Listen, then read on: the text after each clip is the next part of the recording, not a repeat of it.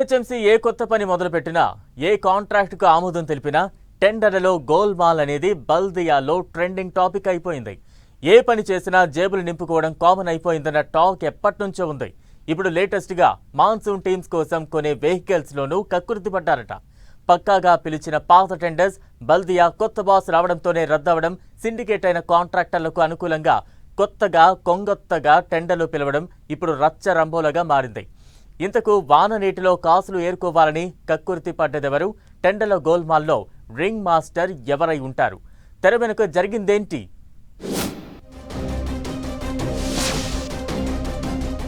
GHMC టెండర్లలో golmaal, కాంట్రాక్టర్లు బడా ఆఫీసర్ల కక్కుర్తి. టెండర్ల గోల్మాల్లో రింగ్ మాస్టర్ ఎవరు? ఇసుజు వెహికల్సే వాడాలని డిసైడ్ చేసిందెవరు?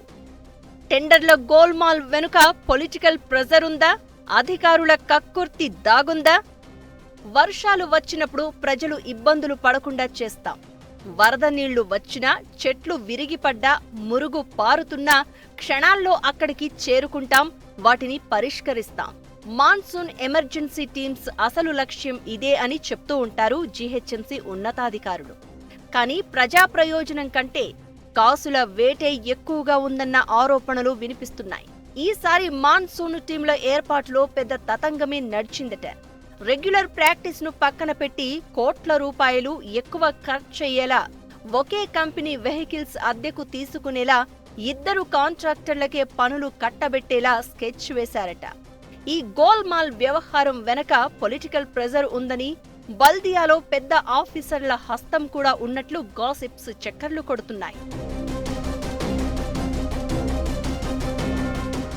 మాన్సూన్ టీంల కోసం టాటా ఏస్ లేదా ట్రాక్టర్ లేదా జీప్ వంటి వాహనాలను కాకుండా ఇసుజు వాహనాలు కావాలంటూ అదే వాహనం స్పెసిఫికేషన్ వర్తించేలా టెండర్ రూల్స్ మార్చారు. దీంతో గతంలో ఒక వెహికల్కు నెలకు 30,000 మాత్రమే చెల్లించేది జీహెచ్ఎంసీ. కొత్తగా ఇస్తున్న ఇసుజు వెహికల్కు 62,500 రూపాయలు చెల్లించేందుకు సిద్ధమయ్యారు జీహెచ్ఎంసీ ట్రాన్స్పోర్ట్ విభాగం అధికారులు. గతంలో 150 వార్డులకు వాహనాల ఖర్చు 45 లక్షల రూపాయలు నెలకు అవుతూ ఉండగా, ఇసుజు వాహనాలతో 1,02,00,000 రూపాయలు ఖర్చవుతుంది.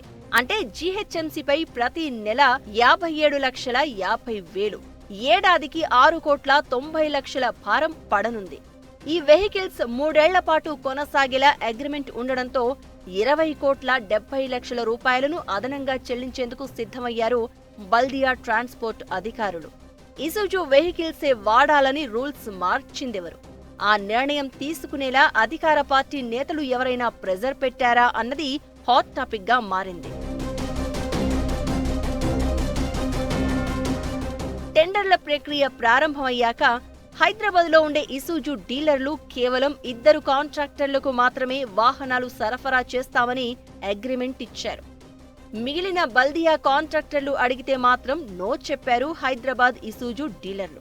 పైగా జీహెచ్ఎంసీ అధికారులు చెప్పిన వారికే తాము వాహనాలు సప్లై చేస్తామంటూ, వారికి మాత్రమే ఎంఓయూ చేస్తామంటూ చెప్పి ఇతరులకు ఎంఓయూ ఇవ్వలేదు.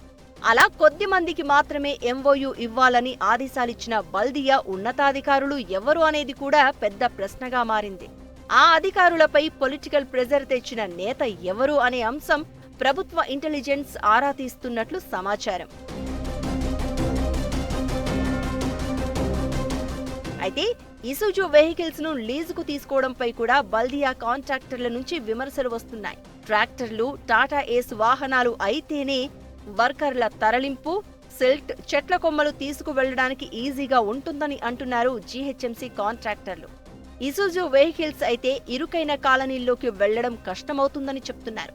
ఇసుజు వాహనాలను మల్టీపర్పస్ పనుల కోసం వాడడానికి సాధ్యపడదని, ట్రాక్టర్ల క్యాబిన్ తో పోలిస్తే ఇసుజు క్యాబిన్ తక్కువ ఉంటుందని అంటున్నారు. అయినా కూడా జీహెచ్ఎంసీ ట్రాన్స్పోర్ట్ విభాగం అధికారులు ఒక కంపెనీకి చెందిన వాహనాలను తీసుకోవడం ఏంటో అర్థం కావడం లేదంటున్నారు.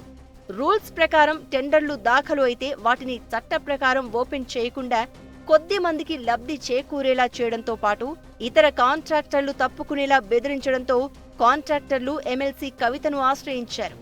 ఈ వ్యవహారంపై ఎమ్మెల్సీ కవిత సీఎం రేవంత్ రెడ్డికి లేఖ రాయడంతో పొలిటికల్ వర్గాల్లో చర్చకు దారితీసింది.